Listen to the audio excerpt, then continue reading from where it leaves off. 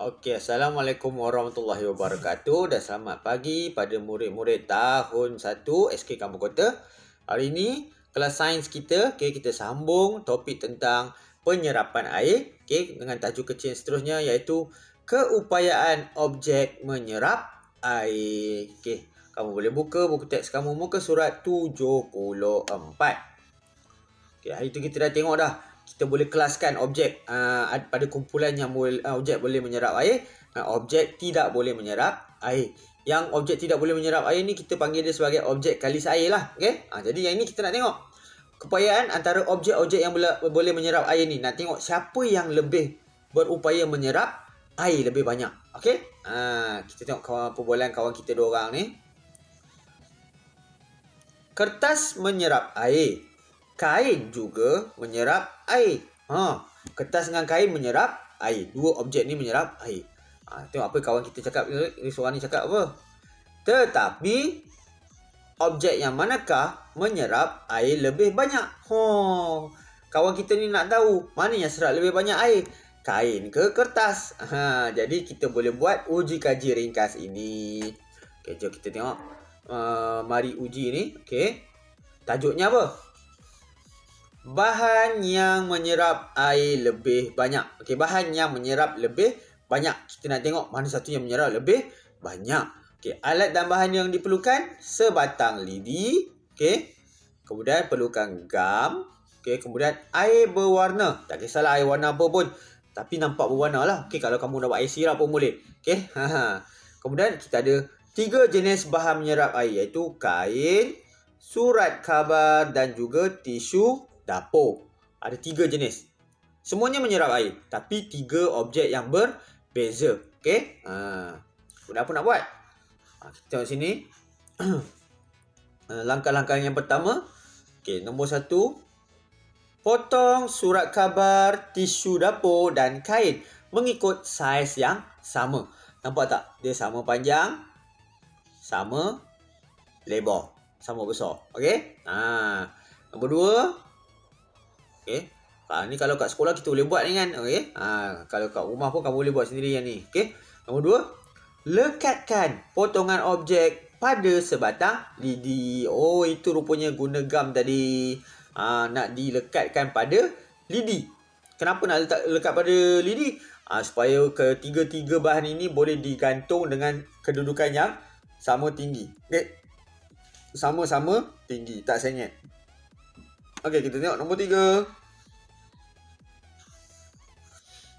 Celupkan potongan objek ke dalam beaker yang mengandungi air berwarna. Biarkan selama 1 minit. Biar 1 minit. Kita letak dekat dalam beaker. Air berwarna tadi kita dah bancur, letak dalam beaker. Kemudian lidi ni kita gantung saja di mulut beaker tu. Biarkan ketiga-tiga jaluran kertas, kain dengan tisu tadi terendam dalam air berwarna. Kemudian tekan jam randik. Tekan jam ke atau tekan handphone kamu kan. Setkan. Kita tunggu selama 1 minit. Biarkan dia terendam selama 1 minit. Nombor 4. Kita angkat lidi tu. Kita tengok apa yang berlaku. Perhatikan had air berwarna. Apa itu had air berwarna? Ketinggian kat mana air tu berhenti pada setiap bahan ni, pada setiap objek ni. Kita nak tengok kat mana dia berhenti kan. Kat situ. Sekejap, cik buat lagi sekali. Tu dia, had dia.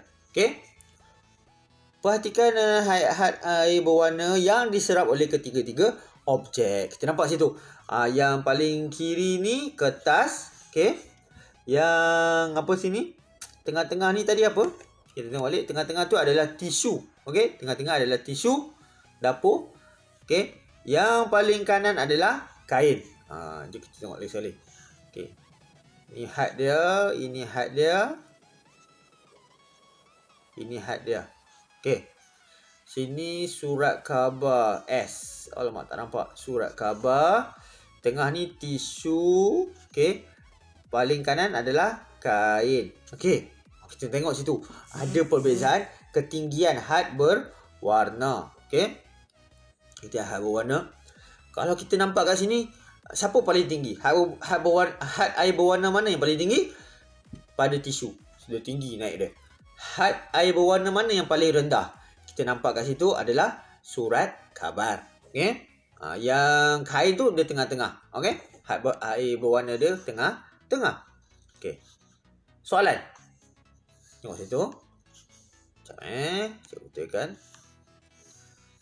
Objek yang manakah menyerap air paling banyak? Okey, macam mana kita nak tahu had air tu paling banyak? Kita tengok, nak tahu objek mana yang menyerap air paling banyak? Kita tengok pada had air berwarna paling tinggi.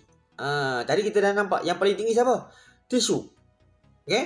Tisu menyerap air paling banyak. Mengapa kita pilih tisu? Kenapa kita pilih tisu? Sebab had air berwarnanya paling tinggi. Menunjukkan dia senang serap air. Air cepat naik sebab dia senang serap air. Okey? Faham tak ni? Okey, objek mana yang menyerap air paling banyak? Tisu. Mengapa? Kerana had air berwarna pada tisu paling tinggi. Okey? Nombor 2. Objek yang manakah menyerap air paling sikit? Mengapa? Okey, objek mana yang menyerap air paling sikit? Kita tengok tadi, yang paling sikit adalah surat khabar. Okey? Mengapa? Kenapa dia tanya surat khabar menyerap air paling sikit? Macam mana kita tahu? Kita boleh jawab apa? Kerana had air berwarna pada surat khabar adalah paling rendah. Okey? Itu cerita dia. Jadi, susunkan objek. Okey, soalan nombor 3. Susunkan objek mengikut keupayaan bahan menyerap air mengikut urutan menaik. Urutan menaik. Kalau urutan menaik ni biasa kita mula daripada rendah ke tinggi. Macam kamu buat urutan menaik nombor lah.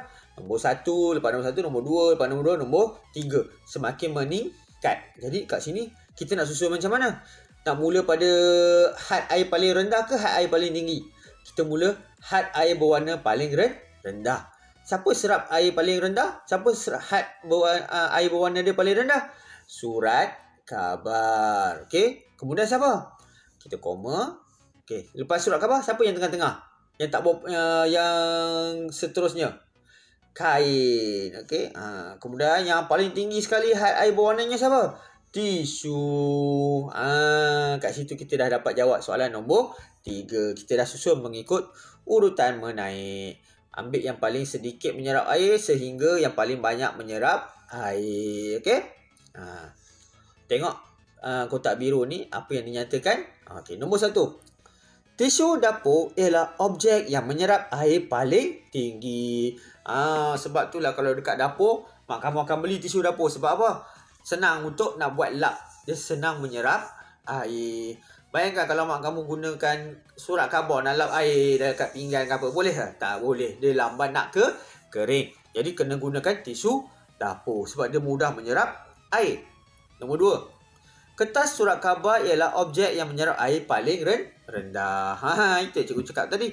Tak berapa sesuai untuk digunakan untuk mengelap pinggan basah kalau guna kertas surat khabar. Okey? Jadi cikgu harap kamu faham dalam topik ini objek yang menyerap air ada yang boleh menyerap air banyak, ada yang boleh menyerap air sedikit. Macam nak tentukan? Melalui uji kaji ni tadilah kita dah nampak tisu menyerap air paling banyak berbanding kain dan juga surat khabar. Surat khabar paling sikit menyerap air. Jadi cikgu harap kamu faham apa yang cikgu ajar pada hari ini tentang topik objek yang menyerap air. Apa ni? Mana ni?